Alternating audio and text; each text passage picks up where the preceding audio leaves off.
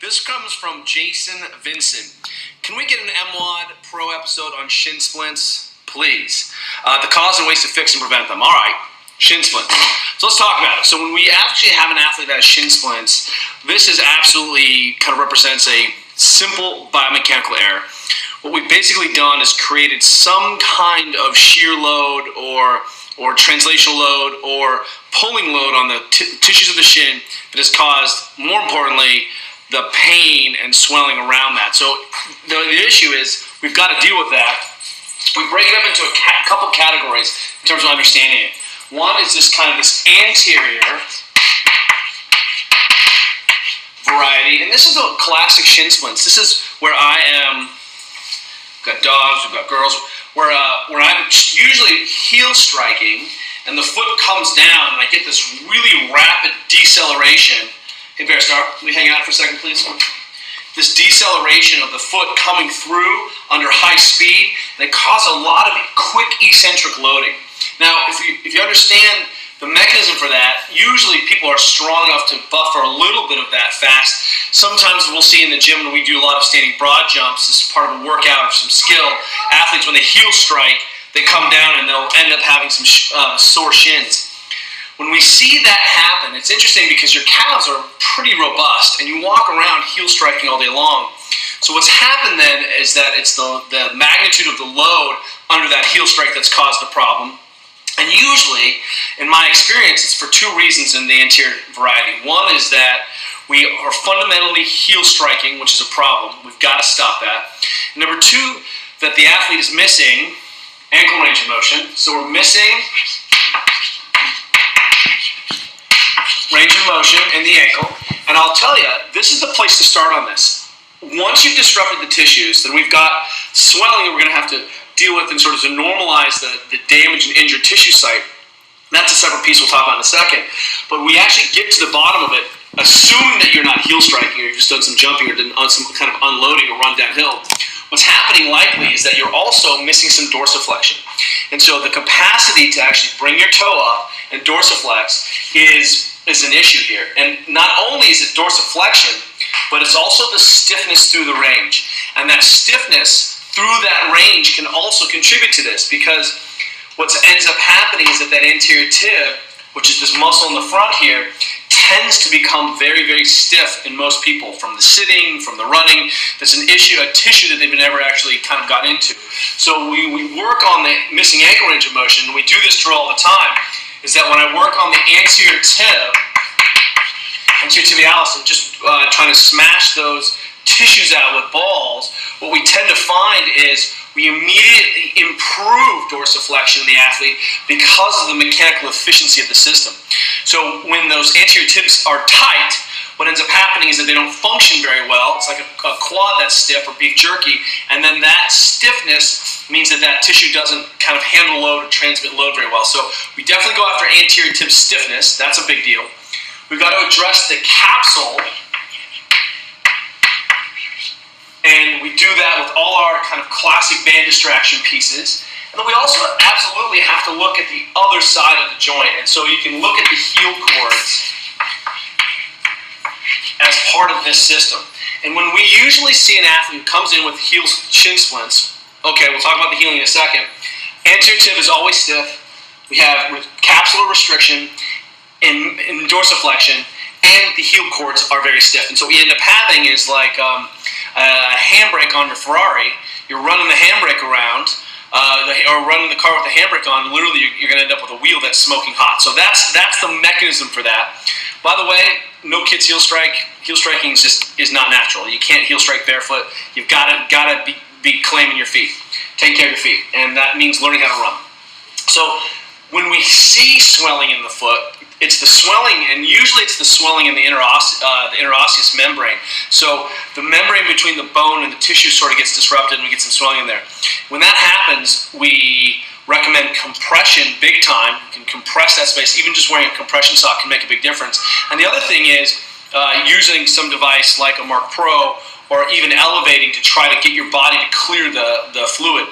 A lot of times it's just a little swelling in that very small interstitial space that's causing a lot of the problem. We have to let the tissues heal. That can be anywhere between 3 and 13 days after a significant disruption. And the problem is most people are doing lots and lots of loading. Remember, if you're heel striking hard, you've taken 330 steps, 350 steps per side every 800 meters.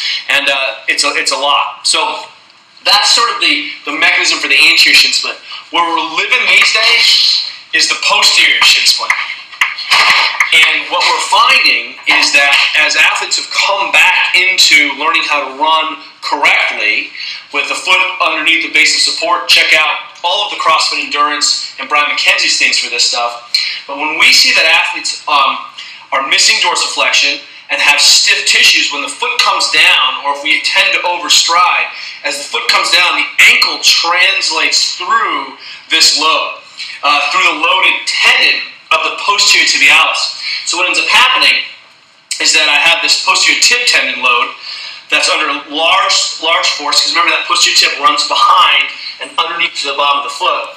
And as my ankle translates through that load, because I'm either overstriking and it takes a long time for the foot to become neutral again, or I'm making an error where I'm running around my foot instead of just putting the foot down and immediately that foot becomes stable. If I swing around or open up with the foot when I strike, then I'm always going to have this translation through the joint.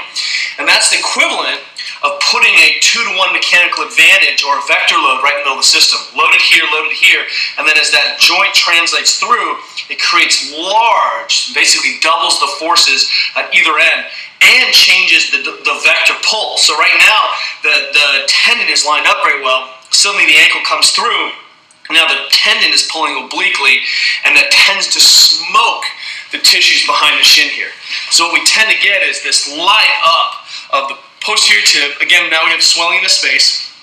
This tissue gets tight, and then we also get a lot of ugliness behind the shin because this is where the posterior tib wraps down and inserts in the bottom of the foot. So once again, we still have to deal with the inflamed or stiff tissues, and that posterior tib tissue is very, very stiff on people who tend to walk and stand like ducks. But this time we actually work upstream a little bit. We've got to clear anterior hip, the front anterior hip, front of the hip, and we work on the hip extension, because we know that if you're missing this position, all your errors are going to strike through because you can't pull the leg straight through. At the end of range, you end up dumping that torque and turn the foot out. We've got to work on the bottom of the foot.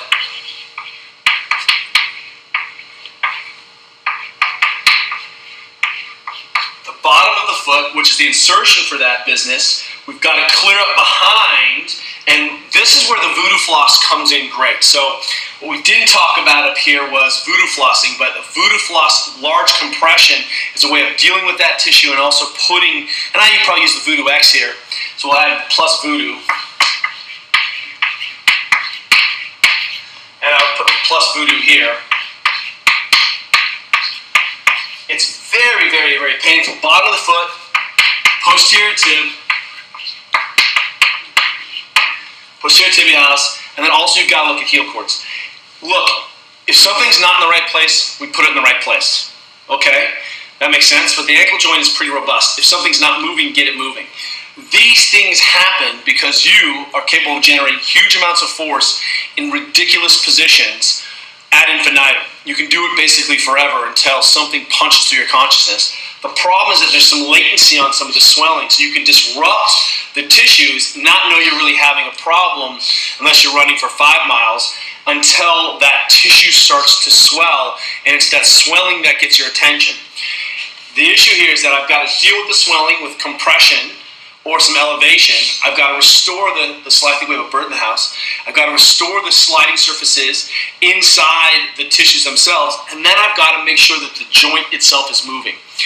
If you're experiencing one of these things, you have bad mechanics, and you need to ask your question why you're having bad mechanics. And it turns out that most people do not have the tissue tolerance to be able to manage some of the loads on this thing, and that's why because they're missing ankle range of motion, their heel cords are stiff, anterior tib is stiff, and you're freaks. So this is our take on this stuff. We don't ice these things out, we compress, and you gotta let them heal and calm down. If we can get rid of the swelling, then we see much, much better outcomes. We can see what's happening on if that swelling lingers, or you're an athlete who sits at a desk and you just basically shut your legs off. This continues to be a problem. Shin splints, preventable. You've got to have strong feet. I'm cruising around barefoot in the house. I live barefoot. My children live barefoot. I try to be flat all the time because I'm thinking, hey, I've got to be there. The last piece that I would put on this as an error is warm-up. Our idea is that you should have full ankle range of motion spontaneously all the time, but because of who we are and the way we work, chances are you haven't brought those tissues up to temperature or started to get them sliding again. They've been stiff, they've been short, you've been wearing shortened heel cords all day, and what's happening now is that you're going out and challenging that. How do you get prepped for this? Or how do you get prepped for running? Well, you probably start running, right? Go ahead and look on the CrossFit Endurance. Brian McKenzie has a ton of models on there about how to get prepped and treat the warm-up where you're getting prepped as skill. You don't just jump into your squat sets. You work on your squat, you put on the empty bar, you take lots of empty sets, kind of grooving the patterns, getting the tissues warmed up. This is a dead giveaway sometimes that your feet just weren't ready to take the load. So it could have been avoided if you had addressed a better warm-up protocol. We'll see you guys tomorrow.